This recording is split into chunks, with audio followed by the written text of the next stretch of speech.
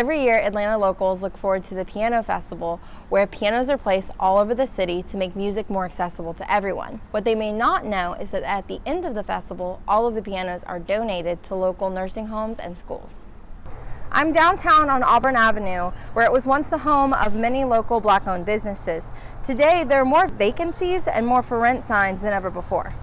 While all universities pride themselves on offering their students the best education, Georgia State focuses on giving their students real-life experience. I am right outside of Tyler Perry Studios. Super excited. I've already been here for a few days, setting up for the presidential debate, which is today, so yes. I'm downtown walking towards Classroom South, where Georgia State is hosting their first coding event sponsored by Facebook. While the students that participated won't actually receive any type of college credits, the experience as a whole was so much more rewarding. I'm Katie Gray with Panther Report.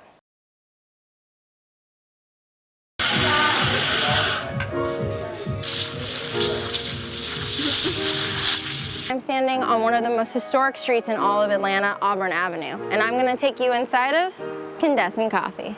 While this street is recognized for its historic businesses, this newer one caters to Georgia State students. Coming to Georgia State, like especially the downtown campus, is so crowded with the construction and everything. Everybody's flocking to the same areas. It's like nobody really thinks about other places. So finding this local place is really helpful for me. It's cozy, it's comforting, the staff is really sweet. They're just genuine all the time, and it's a perfect place for me to just come, do my homework, and leave. And the coffee is fantastic. It's really cool in that, you know, it's like on campus, but it's not like, it's almost like its own little like section of campus. You know, it doesn't feel like you are like on Georgia State University campus when you're like on this little strip. But weird things about working here, there's a lot of homeless people that come in. Some are really, really nice. You get to know them, like my friend Jay. He's a wonderful guy. He comes in, he knows about like my exams that I have like that day. He knows about like my family. Like he comes in, asks about my little sister, you know, like there's really cool communications and like relationships you can make. And I met her along in the process of being here for a couple of years, and it's very nice here. It's like a comfy little cozy coffee shop where you feel at home. The vibe is so genuinely unique here. It's just like when you come in, you feel like you're at home, you're with family. So that's why I love coming here. Auburn Avenue still hosts some of the most amazing local businesses and coffee shops. This is Katie Gray reporting in Atlanta.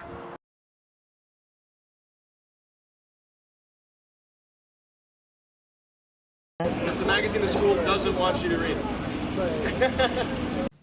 I'm standing at Student Center West inside the Signal offices, where thousands of copies of the Urban Knight magazine remain undistributed and not in the hands of students for unclear reasons.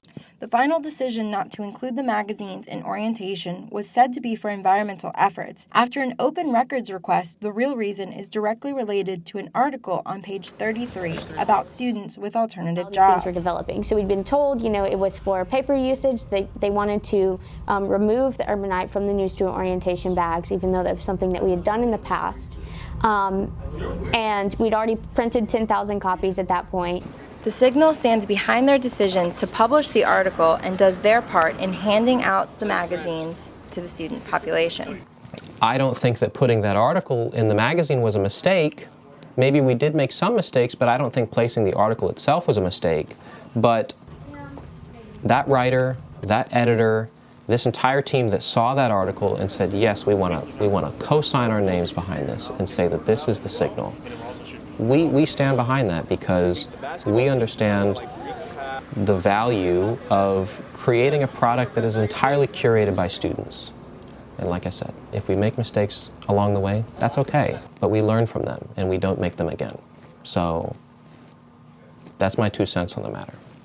For a copy of the magazine, feel free to swing by Student Center West at the Signal office or to visit their website. This is Katie Gray reporting in Atlanta.